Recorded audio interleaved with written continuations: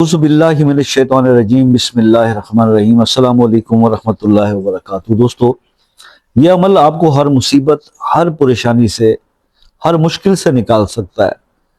صرف 11 دن کر لیں۔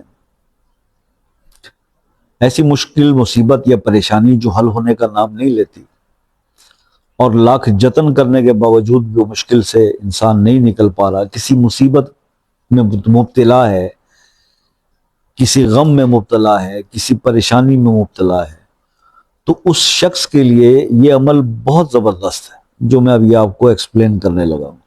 لیکن اس سے پہلے کچھ چیزوں کو یہ سمجھنے کی ضرور کوشش کیجئے کہ بھائی، پریشانیاں جتنی بھی زندگی میں آتی، جتنی بھی مشکلات آتی، وہ تو سب کی زندگی میں آتی نا، اللہ کی طرف سے آتی۔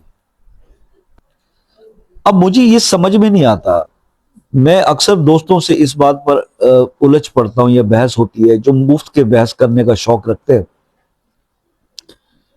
مصیبت اللہ کی طرف سے آئی، پریشانی اللہ کی طرف سے آئی، تو حل کس نے کرنا ہے؟ اللہ نے۔ تو انسان کے پاس کیا کرنے جانا ہے بندے نے؟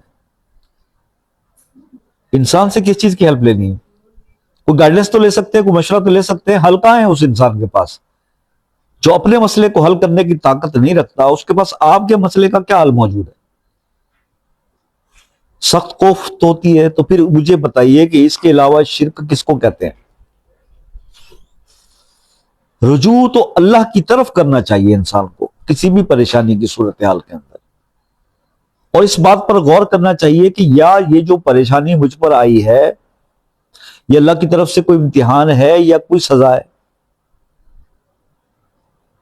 کوئی آزمائش ہے یا کسی جرم کی سزا ہم کاٹ رہے ہیں۔ بعض اوقات ایسا بھی ہوتا ہے نا کہ اچھے وقتوں کے اندر ہمارے منہ سے نکلے ہوئے الفاظ جس کا ہم چناؤ صحیح نہیں کرتے، کوئی ایسی بات ہمارے لبوں سے نکل جاتی ہے جو اللہ کو ناپسند ہوتی، اور میں نے بہت بڑے بڑے لوگوں کو اپنے مراتب سے، اپنے عہدوں سے، اپنے مرتبوں سے نیچے گرتے ہوئے دیکھا، صرف اپنے الفاظ کے غلط چناؤ کی وجہ سے۔ وہ اپنے رب کو ناراض کر بیٹھے اور ان سے مقام چھین لیا گیا۔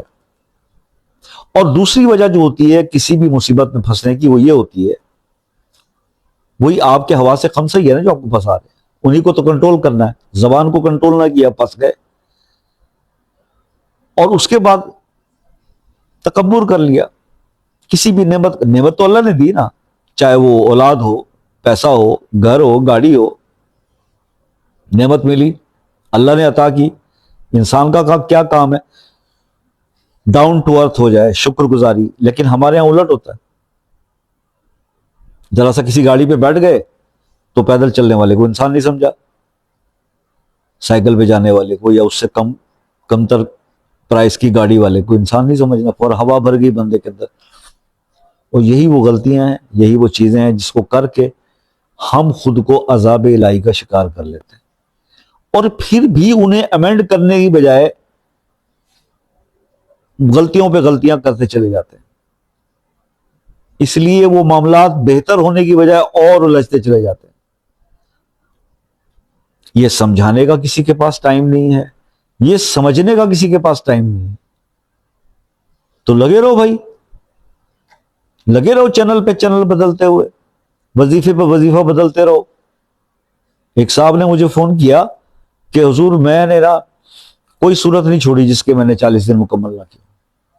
میں نے سورہ فاتحہ کا بھی عمل کیا ہوا ہے، سورہ اخلاص کا بھی عمل کیا ہوا ہے، سورہ کوثر کا بھی عمل کیا ہوا ہے، لاکھوں نکالے ہوئے ہیں، 1.25 لاکھ نکالے ہیں، اللہ الصمد کا بھی کیا ہوا ہے، جتنے آپ مجھے بتائیں کہ میں نے سارے کیے ہوئے ہیں۔ تو بھائی، ہم نے تو اس میں سے 2-4 ہی کیے ہیں، اللہ پاک نے بہت بہت کچھ نواز رکھا ہے، اور تو نے اتنا کچھ کر لیا اور کچھ نہیں ملا، تو شاید اس کی وجہ یہی ہوگی کہ تو اس طرح سے بس ایک کو بتاتے ہی رہے کہ میں نے یہ کیا ہوا، میں نے وہ کیا ہوا، میں نے وہ کیا۔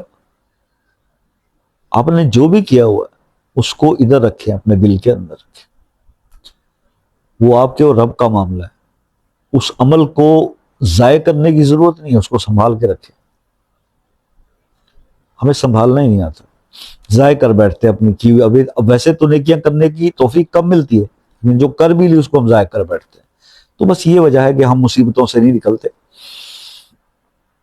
اگر کوئی پھر بھی مصیبت میں پریشانی میں گھر چکا ہے اور نکلنے کا کوئی راستہ نہیں نظر آتا، تو 11 دن یہ عمل کر لیں. ہر نماز کے بعد سورہ والعصر 7 بار پڑھیں، 7 بار، اور بغیر کسی سے بات کیے ہوئے وہ 7 بار پڑھ کے 1 گھونٹ پانی پہ دم کر کے پی لیں، اور 5 نمازوں کے بعد یہ 5 بار یہ عمل کریں، نمازوں کی پابندی کریں. کتنی ہی بڑی مشکل کیوں نہ ہو، کتنی ہی بڑی مصیبت کیوں نہ ہو، میں اس کو علیحدہ سے مینشن نہیں کر رہا ہوں کہ کون سی مشکل، بے روزگاری کی مشکل، پیسوں کی تنگی کی مشکل، ماں باپ کی کسی بزرگ کی بیماری کی مشکل، اولاد کی شادی، ویزوں، نوکری کی مشکل، کوئی بھی ہو سکتی ہے، 11 دن میں سالو ہو جائے گی. یہ عمل کر لیجیے. اور پھر وہی سب سے بہتر بات جو میں اکثر کہا کرتا ہوں کہ یار جس کے اوپر یہ پریشانی ہے وہ خود کرے. ہمارا مسئلہ مسائل یہ ہے، شوہر پریشانی میں مبتلا ہے تو بیویاں فون کر کے کہتی ہیں سر ہم کر لیں، میرے شوہر تو نماز نہیں پڑھتے. اللہ اکبر. بیٹی یا بیٹے کا رشتہ نہیں ہو رہا، مائیں فون کر کے کہتی ہیں سر وہ تو نہیں کرتے، ہم کر لیں. ماں کا دل ہے، ماں تو چاہتی ہے کہ میرے بچوں کو کچھ بھی مشقت نہ کرنی پڑے، ان کے حصے کی ساری مشقت میں کر لوں. لیکن اس طرح ہوتا نہیں ہے.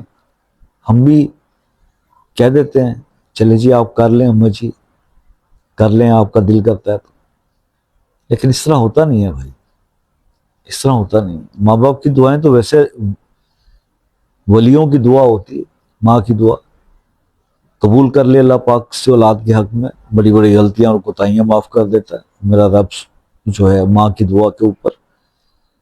لیکن رولز یہی ہیں کہ جو شخص پریشانی میں مبتلا ہے وہ خود اپنے آپ کو چینج کرے اور اپنے رب کے سامنے جھکے اور اپنے گناہوں سے معافی طلب کرے. یہ رولز ہیں. لیکن اب مسئلہ یہی ہے کہ ہم بھی مجبور ہو جاتے ہیں، کہتے چلیں جی اچھا جی آپ کر لیں، اللہ تعالیٰ آپ کو کامیاب کرے.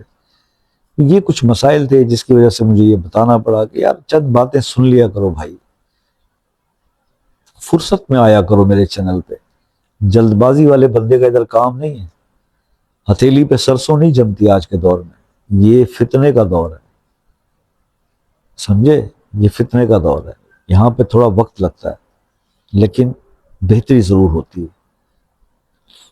آئی ہوپ کہ آپ کو پتہ نہیں اچھا لگا ہوگا کہ نہیں لگا ہوگا میرا بولنا.